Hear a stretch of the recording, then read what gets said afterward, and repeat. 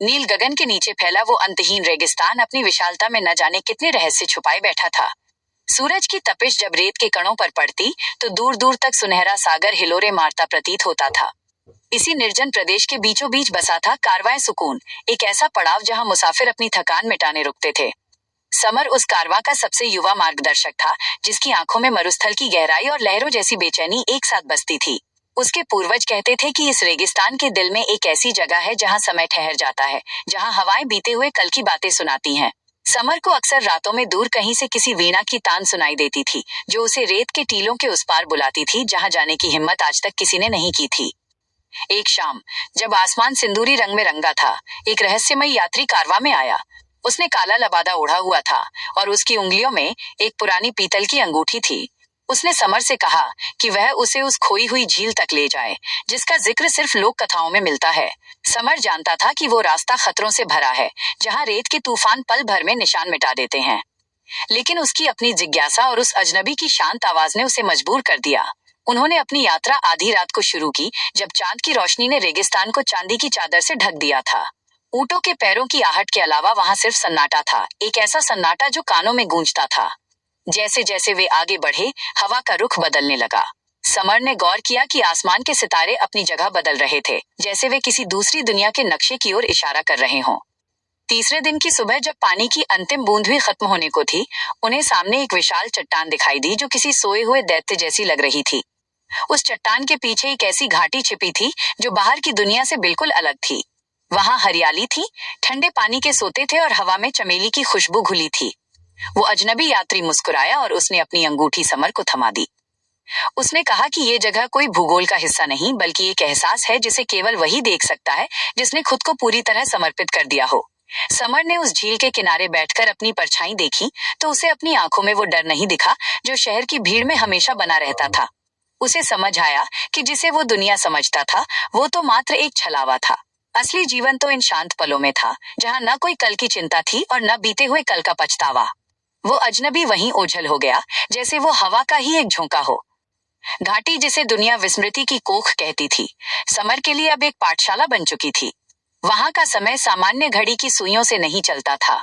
वहां सूरज का उगना और ढलना मन की अवस्था पर निर्भर करता था। जब वो खुश होता तो घाटी फूलों की सुगंध से भर जाती, और जब वो उदास होता तो बादलों की गड़गड़ाहट पहाड़ियों को कपा देती। एक दिन झील के किनारे टहलते हुए उसे मिट्टी में दबी एक पुरानी किताब मिली, जिसके पन्ने चमड़े के बने थे और उस पर सुनहरे अक्षरों में ऐसी भाषा लिखी थी जो उसने पहले कभी नहीं देखी थी। पर जैसे ही उसने उन पन्नों को छुआ, शब्द उसके दिमाग में खुद ब खुद अर्थ बदलने लगे।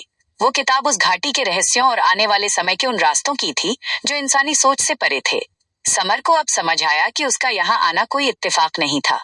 उसे चुना गया था शांति और संतुलन के उस आखिरी बीज को बचाने के लिए। उस किताब के पन्नों में समर ने ब्रह्मांड के वे नियम पढ़े जो सामान्य मनुष्य कभी नहीं जान पाते।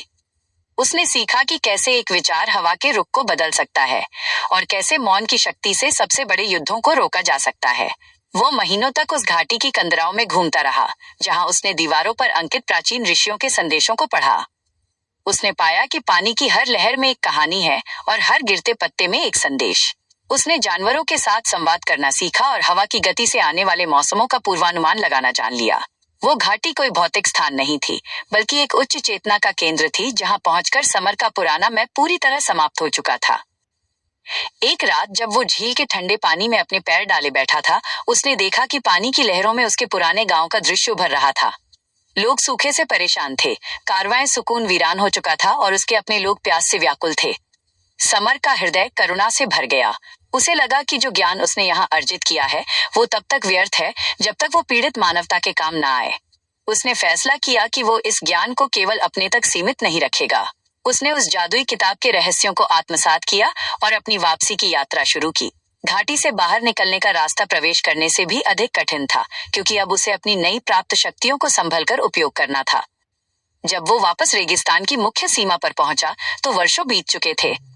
लोग उसे पहचान नहीं पाए, क्योंकि उसके चेहरे पर एक अलौकिक तेज था और उसकी देह से एक दिव्य आभा निकल रही थी। उसने बंजर जमीन पर हाथ रखा और प्रार्थना की। क्षण भर में वहां से शीतल जल का सोता फूट पड़ा। ये देखकर वहां के लोग हैरान रह गए। धीरे धीरे समर की ख्याति दूर दूर तक फैल गई। वह गांवों और शहरों में घूमने लगा। उसने धूलगढ़ नामक व्यापारिक केंद्र में, जहाँ की जमीन पत्थर जैसी सख्त थी, अपनी मानसिक शक्ति से नन्हे पौधों का एक पूरा वन तैयार कर दिया। उसने उन शहरों में कदम रखा जहाँ लोग मशीनों की तरह काम करते थे और रात को भी कृत्रिम रोशनी में जीते थे। समर ने अपनी पीतल की अंगूठी से एक विशेष तरंग छोड़ी, जिससे पूरे शहर की कृत्रिम लाइटें एक पल के लिए बुझ गईं और लोगों ने पहली बार सिर उठाकर आकाशगंगा के असली वैभव को देखा। समर की शक्तियों की चर्चा साम्राज्य के क्रूर राजा तक पहुंची। राजा ने सोचा कि यदि समर उसकी सेना के साथ हो तो वो पूरी दुनिया को जीत सकता है। उसने समर को अपने दरबार में बुलाया और बेशुमार धन दौलत का लालच दिया। जब समर ने मना कर दिया तो राजा ने उसे एक गहरी काल कोठरी में डाल दिया, जहां सूरज की एक किरण भी नहीं पहुंचती थी। राजा ने आदेश दिया कि जब तक समर उसकी बात नहीं मानता, उसे अन्न का एक दाना भी न दिया जाए। लेकिन समर को अब भूख और प्यास की भौतिक आवश्यकता नहीं थी। वह अपनी आंखों को बंद कर उसी जादुई घाटी के ध्यान में लीन हो गया। उसके ध्यान की तीव्रता इतनी अधिक थी कि एक रात उस काल कोठरी की पत्थर की दीवारें धीरे धीरे रेत में तब्दील होने लगीं। पहरेदार देखते रह गए और समर किसी धुएं की तरह स्वतंत्र होकर वहां से निकल गया। राजा के महल से निकलने के बाद समर ने उत्तर के बर्फीले पहाड़ों की यात्रा की। वहां उसने उन साधुओं से भेंट की जो सदियों से मौन साधना में थे। उसने उनके साथ मिलकर पृथ्वी की ऊर्जा को संतुलित करने के लिए ध्यान लगाया। वह जहां भी जाता, वहां की मिट्टी उपजाऊ हो जाती और कड़वाहट भरे रिश्तों में मधुरता आ जाती। उसने कोई धर्म नहीं चलाया, न ही कोई मंदिर बनवाया। उसने बस लोगों को ये सिखाया कि अपनी सांस को कैसे महसूस करें और अपने भीतर के शोर को कैसे शांत करें। उसने हजारों शिष्यों को तैयार किया, जो दुनिया के कोने कोने में जाकर बिना किसी स्वार्थ के सेवा करने लगे। समर की उपस्थिति मात्र से ही हिंसक पशु भी शांत हो जाते थे। दशकों के इस भ्रमण के बाद समर का शरीर थका नहीं था, पर उसकी आत्मा अब वापस अपने स्रोत की ओर लौटने के लिए व्याकुल थी। उसने देखा कि दुनिया में अब ज्ञान की रोशनी फैल चुकी है और लोग अब छाया के पीछे नहीं भाग रहे हैं। उसने अपनी यात्रा का अंतिम चरण शुरू किया और वापस उसी कारवां सुकून की ओर बढ़ा जहां से सब शुरू हुआ था। कारवां अब एक विशाल नगर बन चुका था, लेकिन लोग आज भी समर की कहानियां सुनाते थे। समर वहां से चुपचाप गुजरा, किसी को भी अपनी पहचान नहीं बताई। वह उस विशाल चट्टान के पास पहुंचा जिसे पार करके वो घाटी में गया था। इस बार चट्टान ने खुद अपना मार्ग दे दिया। जैसे जैसे वो घाटी के भीतर गया, प्रकृति ने उसका स्वागत फूलों की वर्षा से किया। झील का पानी पहले से कहीं अधिक नीला और गहरा था। वहां की शांति में एक अलौकिक संगीत था जो समर के हृदय की धड़कन से मिल रहा था। समर ने झील के किनारे बैठकर उन सभी मुसाफिरों को याद किया जिनकी उसने मदद की थी, उन सभी राजाओं को याद किया जिन्हें उसने क्षमा किया था, और उस अजनबी को याद किया जिसने उसे ये मार्ग दिखाया था।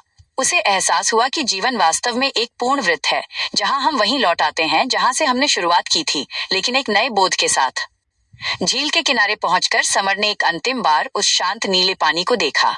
उसने महसूस किया कि उसका कार्य पूरा हो चुका है। उसने अपनी पीतल की अंगूठी गहरे पानी में विसर्जित कर दी।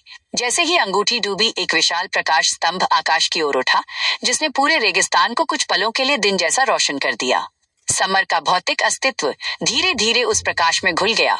वो अब एक हाड़ मांस का इंसान नहीं, बल्कि एक शाश्वत चेतना बन चुका था, जो उस पूरी घाटी की हवाओं, पानी और मिट्टी में रच बस गया। समय के साथ उस घाटी के आसपास के पहाड़ों पर नई वनस्पतियां उग आईं, जो दुनिया में कहीं और नहीं पाई जाती थीं। उन पौधों में ऐसी औषधीय शक्तियां थीं जो असाध्य रोगों को ठीक कर सकती थीं। दूर दराज के क्षेत्रों से लोग शांति की तलाश में उस रेगिस्तान की ओर खिंचे चले आते थे। हालांकि कोई भी उस भौतिक घाटी को फिर से नहीं खोज पाया, लेकिन जो लोग वहां की रेत पर नंगे पैर चलते थे, उन्हें एक अजीब सी ऊर्जा महसूस होती थी। रेगिस्तान की हवाओं में आज भी वो पुराना संगीत तैरता है।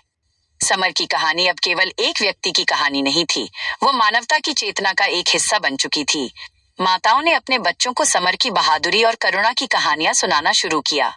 कवियों ने उसकी शांत झील पर कविताएं लिखी और चित्रकारों ने उस जादुई घाटी के काल्पनिक चित्र बनाए। वो किताब जो समर ने पढ़ी थी, भौतिक रूप में लुप्त हो गई थी, लेकिन उसके शब्द उन लोगों के विचारों में जीवित रहे जिन्होंने प्रेम और अहिंसा का मार्ग चुना। सदियां बीत गईं। रेगिस्तान का भूगोल बदला, नदियां सूखी और नए शहर बसे।